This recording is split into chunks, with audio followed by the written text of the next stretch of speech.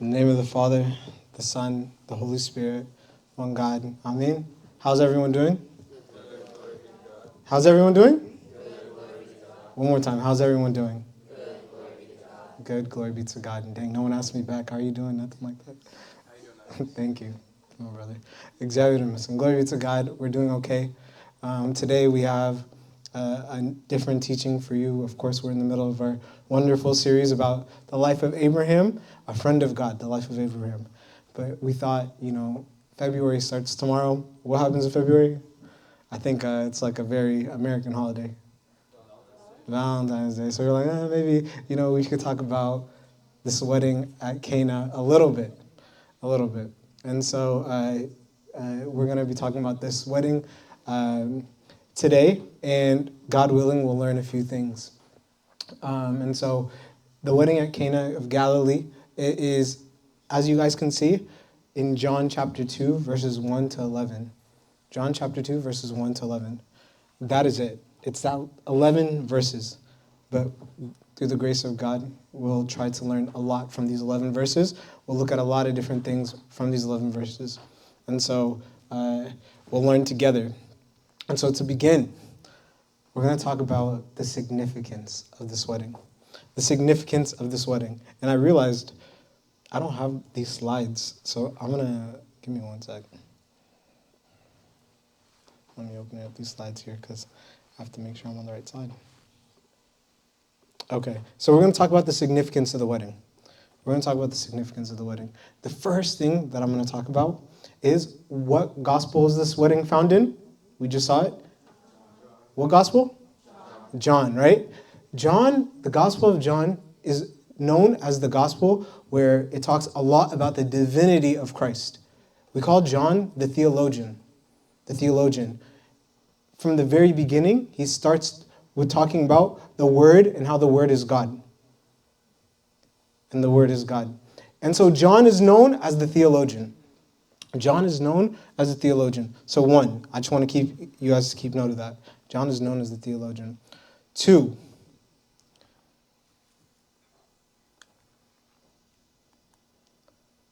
the names of the bride and the groom, we're going to go through it, are not told throughout these 11 verses. We don't know the name of the bride. We don't know the name of the groom from the 11 verses that we're going to read in this text describing this wedding. That's two. But yet, 2,000 years later, a little bit more than 2,000 years, we still talk about this wedding to this day. We still talk about this wedding to this day. And so you might ask yourself, why do we talk about this wedding? If you haven't read it, is it because they were wealthy? Is it because they were very influential, very powerful? That this is, I don't know if you guys know these people. Does anyone know what this is? The Ambani wedding. Have you guys heard of this? This past year, there was a wedding that took place in India where I believe they spent $150 to $500 million on this wedding. There were CEOs of the big tech companies like Jeff Bezos and Mark Zuckerberg and all these people. God willing, they're not watching this live. They were giving things like apartments. They were giving things like yachts. I would not mind a yacht, to be honest. Is it because of their wealth that this wedding was written in the Bible? The big key thing that we'll see is they were not known to be wealthy. Why? Here it says the wine ran out. The wine ran out. In Jewish custom, they have their wedding feasts for 7 days. For 7 days. On the third day, Christ attends the wedding. And after this is when he performs this miracle. And we'll take a look at that in due time. The thing I want you to know, the wine ran out. These people, we don't know their names. They didn't have enough wine at their wedding to the point where they needed this miracle to happen. It's not because they were wealthy that this was written.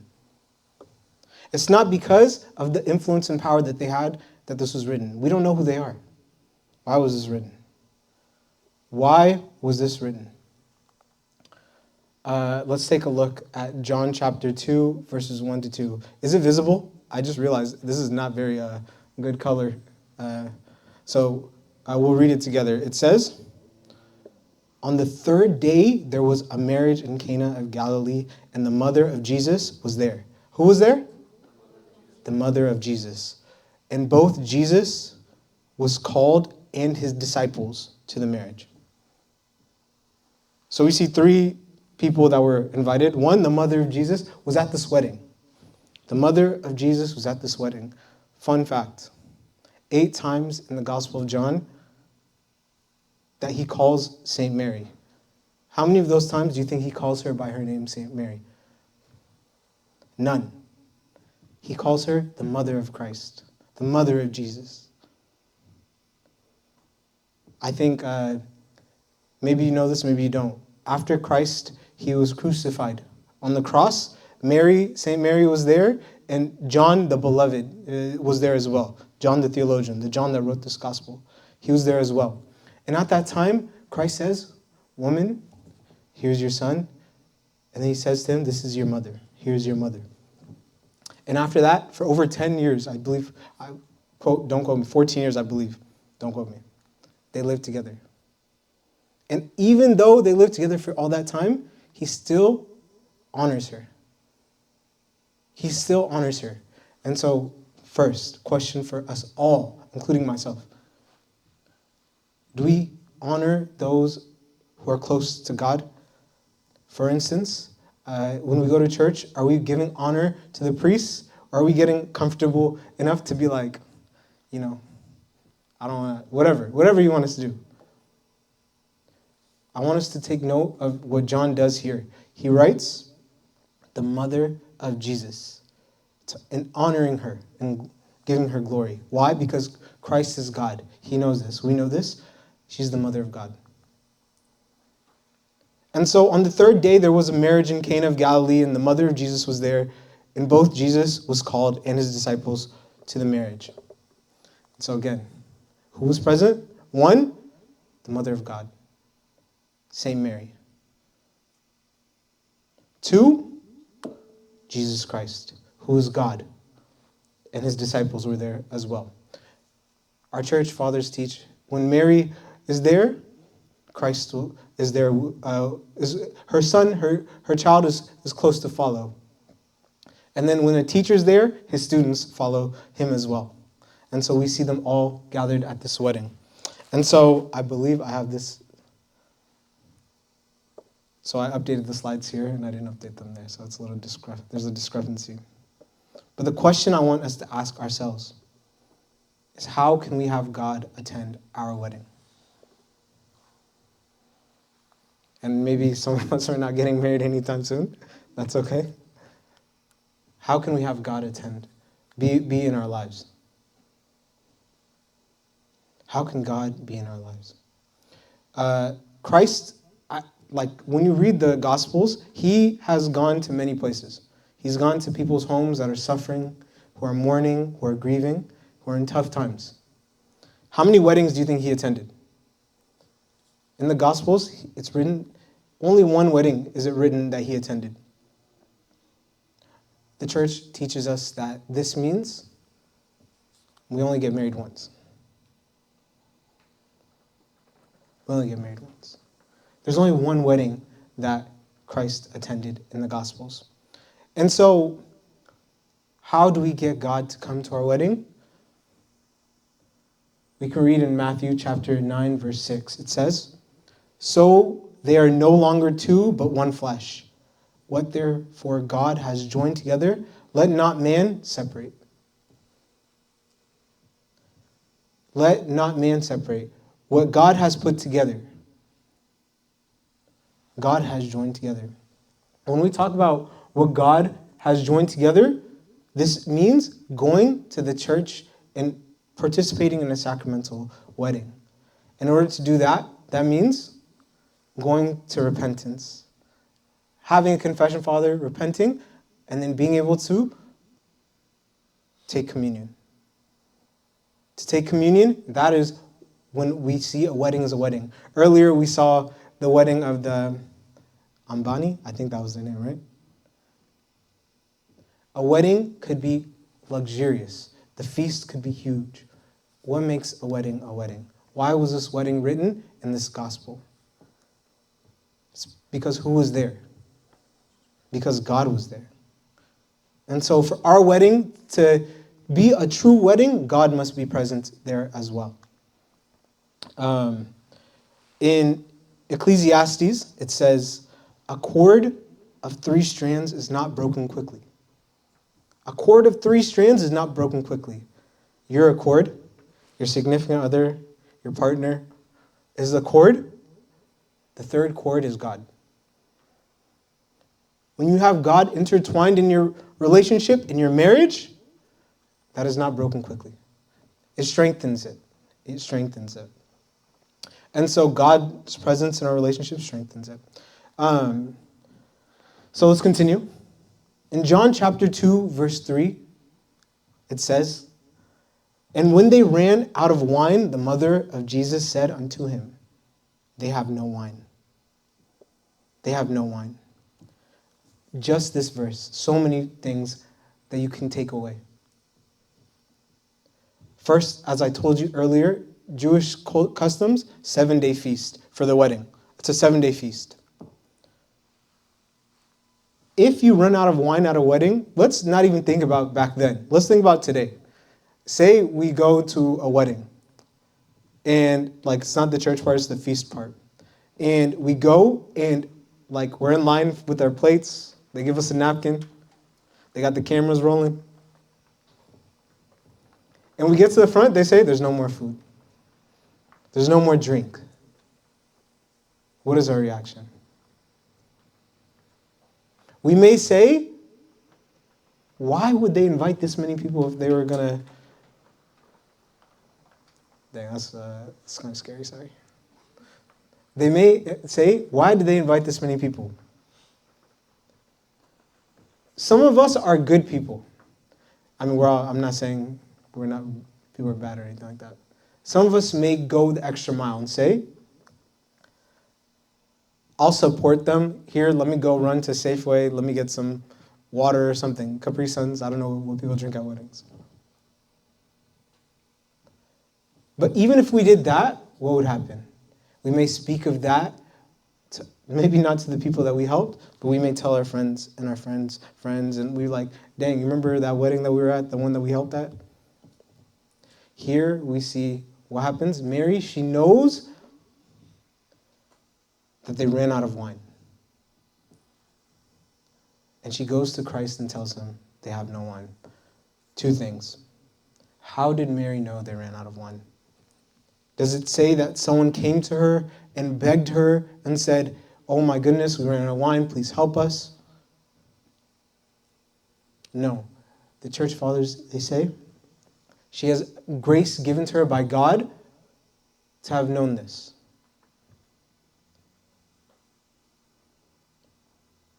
The other question you would ask yourself, Christ is there. Christ is God.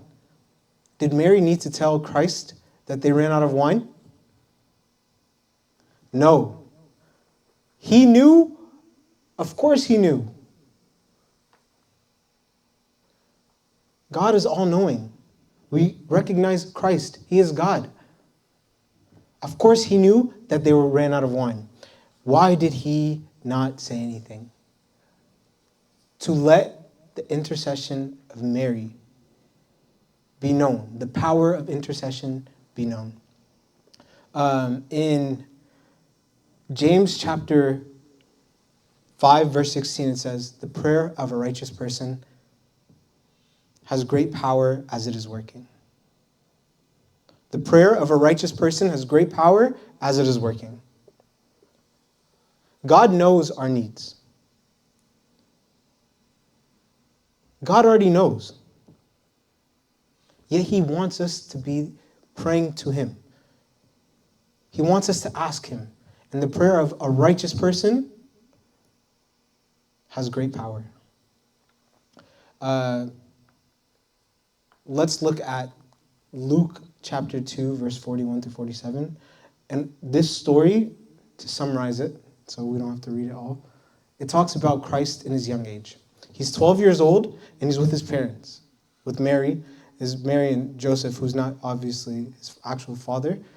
He's with them, and they came to Jerusalem to celebrate the Passover.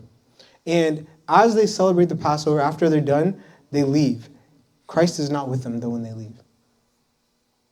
He's in the city. The part I want us to see,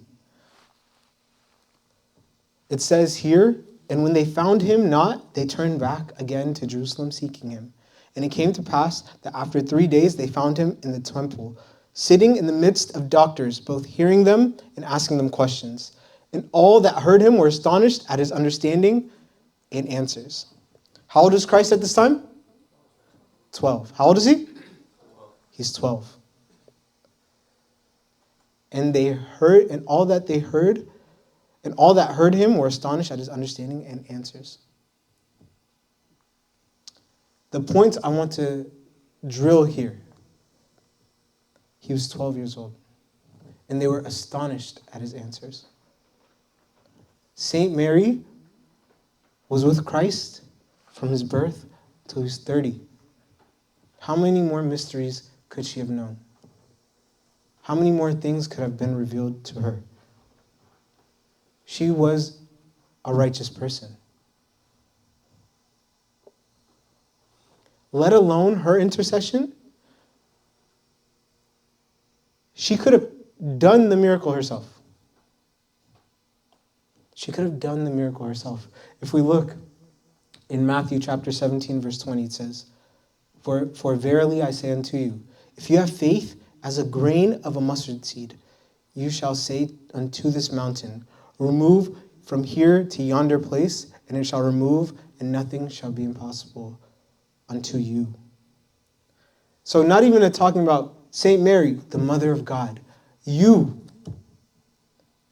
if you had the faith of a mustard seed, you could move a mountain. If we had a little bit of faith, we could do many big miracles. Saint Mary, who's the mother of God, was at this wedding, and she heard that they had no wine. How did she know? What did she do? She went and she told her son. Before we get there, though, I know I'm giving you guys a lot of verses today. In James chapter 5, 17 to 18, right after the verse that we saw earlier, it talks about Elijah. Elijah, we know him from the Old Testament. It says, Elijah was a man subject to passions like we are. Elijah is a man subject to passions like we are. And he prayed earnestly that it might not rain, and it rained not on the earth for 3 years and 6 months. What type of man was Elijah?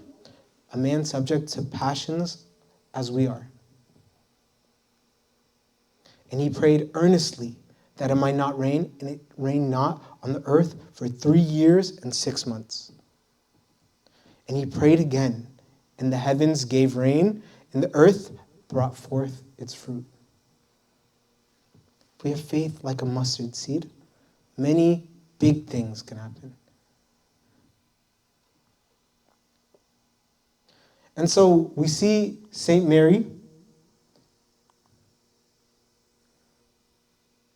and she does something. She gives this trouble, this news that she knows, and she presents it before Christ. It says,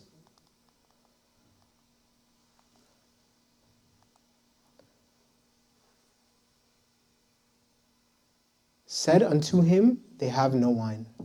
She goes to Christ and says, they have no wine. If we look at an example, say we have a person in our life that is like very trusted. Or actually, instead of looking at that, we can look at, say we have a cousin. I don't know if you guys were younger or if you guys have little cousins or cousins that you watch. Habshas don't like sleepovers, as far as I know, unless maybe the generations have changed, maybe the times have changed. When I was a kid, my parents, big no on sleepovers. However, there was one cousin that if we got them to ask, there's a higher likelihood of saying yes. Yeah, I can hear some yeses. If you get that one person, they like, there's a higher likelihood of them saying yes. Another example. I don't know if you guys were this person or if you had this person in your friend group. You tell your parents, hey, I'm going to go, I don't know, to the mall. They're like, who are you going with? Oh, don't worry. Musa is going to be there. What happens? They trust them. They trust them, right? In 1 Peter chapter 3, verse 12, it says, for the eyes of the Lord are on the righteous, and his ears are open to their prayers.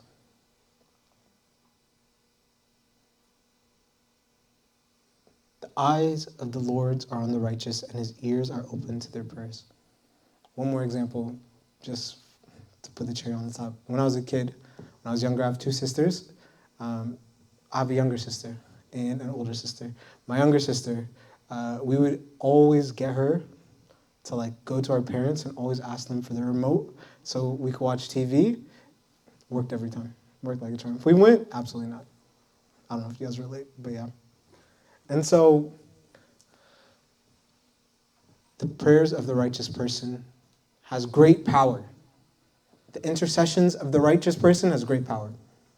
And so here I have some more examples. I'm going to move past these examples for now.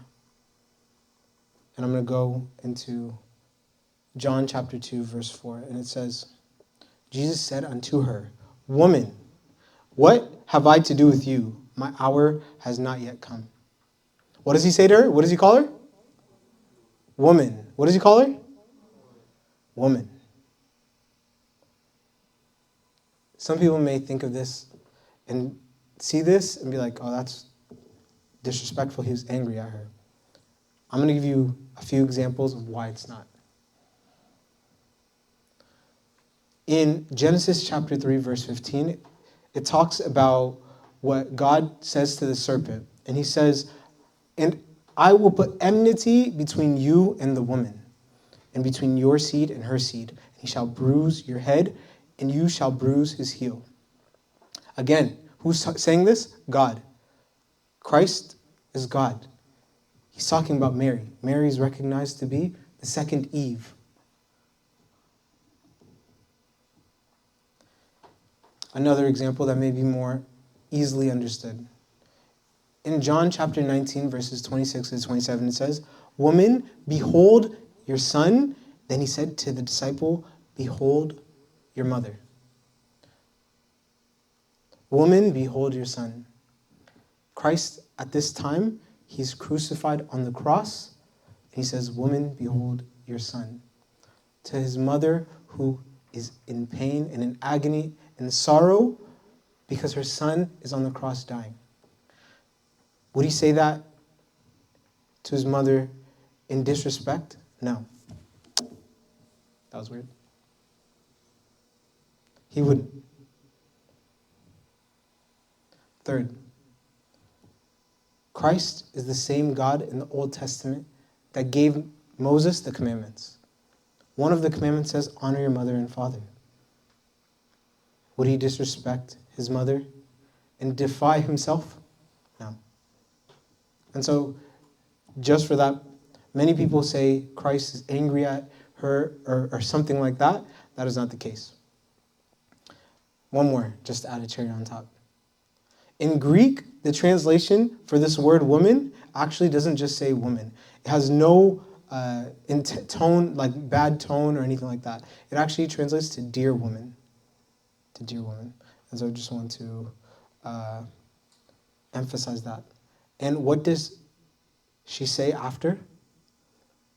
His mother said unto the servants, whatsoever he says unto you, do it.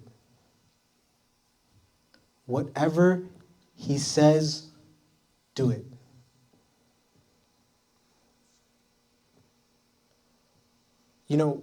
I think in this instance we can look at, does Christ need us or the servants to do anything to fill the pots, to perform this miracle? No, he does not. Does he need other people in order to perform a miracle? No, he does not. Does God need people, us, to do anything? He does not. However, what do we see here? She tells the servants, whatever he says, do it.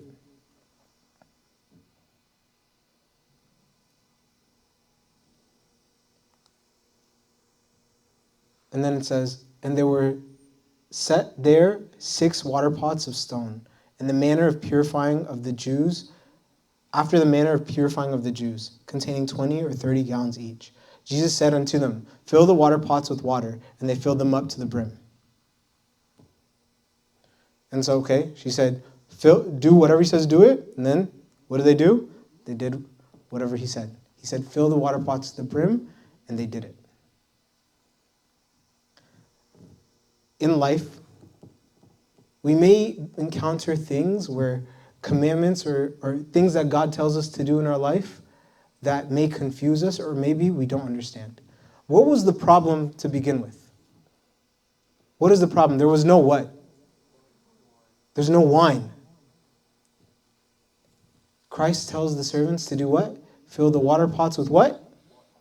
With water. We need wine, not water. How many times do we lean on our own understanding? God, you're driving me in this path. You're telling me to do these things, but this doesn't really make sense to me. I see this other path that makes more sense. Let me follow that other path.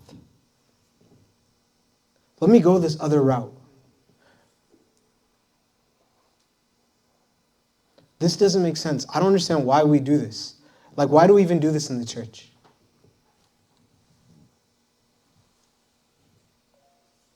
Oftentimes, there's a route ahead of us that God will show us.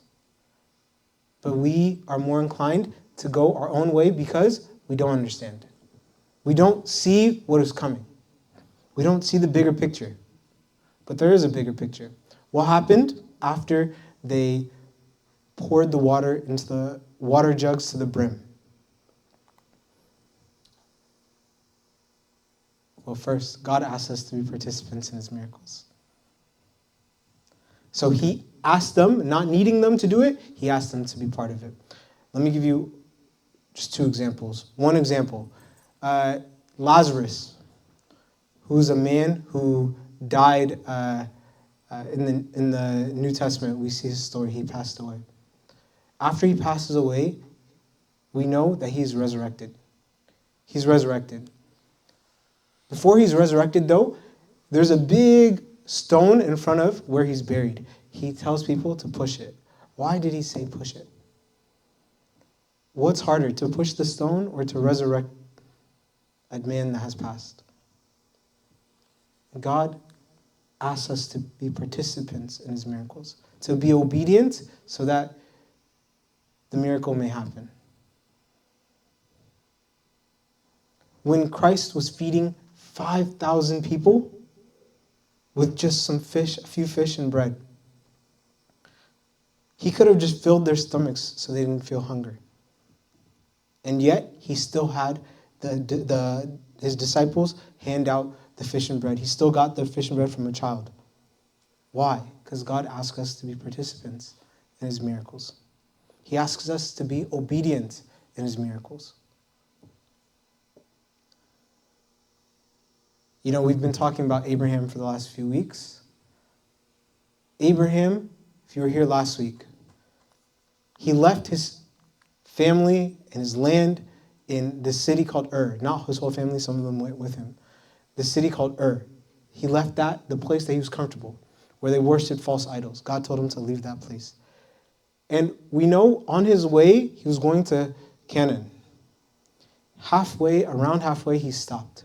Do you guys remember where he stopped? He stopped in a city very similar to Ur, called Haran. And he stayed there for 15 years. He stayed there for 15 years. And then after his father died, God told him, leave, go. This is not the city where you're supposed to be. Obedience is required. And then Jesus replied, this is in John 14:23. Jesus replied, anyone who loves me will obey my teaching. My Father will love them, and we will come to them and make our home with them. Anyone who loves me will obey my teaching. My Father will love them, and we will come to them and make our home with them. You know, we were talking about weddings. Again, I don't know how many of y'all are even in relationships or getting ready to get married. I'm not there right now. But if we want God in our home, we must obey his teachings. We must obey his commandments. In Romans chapter 6, verse 16, it says, do you not know that if you present, Matthew chapter 6, verse 24 says, no man can serve two masters. For either he will hate one and love the other, or else he will hold to one and despise the other. You cannot serve God and mammon. You cannot serve two masters. One, you have to obey God for him to be in your home. Two, you cannot say, okay, I'm going to obey God, but also I'm going to serve the world. Or also I'm going to serve myself.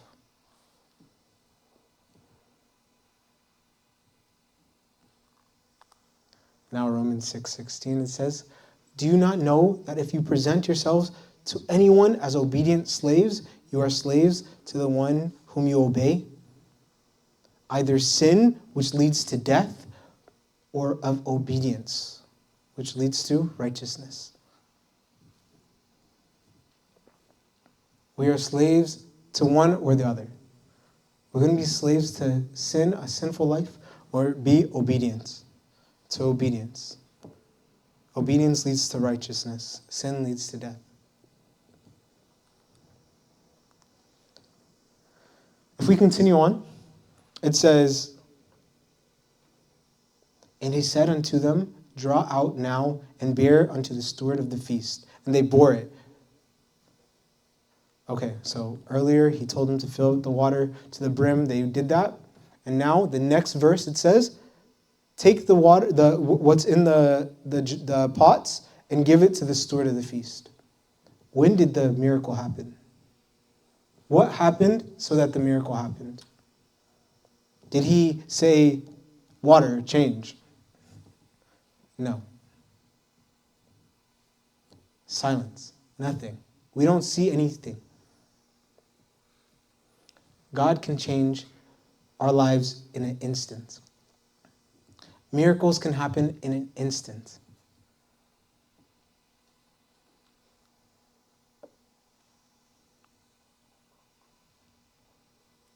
He tells them to take the water to the steward. And what happens? And when the steward of the feast had tasted the water that was made wine and knew not where it was, but the servants who drew the water knew, the steward of the feast called the bridegroom. And he said unto him, every man at the beginning does set forth good wine, and when men have well drunk, then that which is worse. But you have kept the good wine until now. And so we see that the wine that was taken from that pot, he called the bridegroom and said, this wine is better than the wine that you gave me earlier. Indeed, the miracles from being with Christ is that life becomes better than it was before.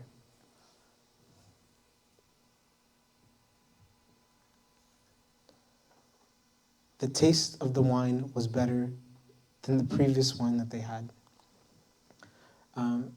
This is my last slide, except I have one more after that. Psalm 34, verse 8, it says, taste and see that the Lord is good. Taste and see that the Lord is good. And so, to wrap up, this is actually the last slide. I just want to have one thing that I want to also address. Many people, from hearing this story at Cana of Galilee, they talk about Christ drank at the wedding. Like, Christ drank at the wedding. Why don't we, like, it's fine, let's drink. It's not a big deal. Christ did it. And I just want to show this one verse, and then we can wrap up here. It says in Ephesians chapter 5, verse 17 through 18. Therefore be not unwise, but understanding what the will of the Lord is. And be not drunk with wine, in which is excess, but be filled with the Spirit. What does it say? Do not be what? Drunk. Do not overconsume. I think everyone here is over 21. Do not be drunk with wine, but be filled with the Spirit. With that, glory be to God. That's it.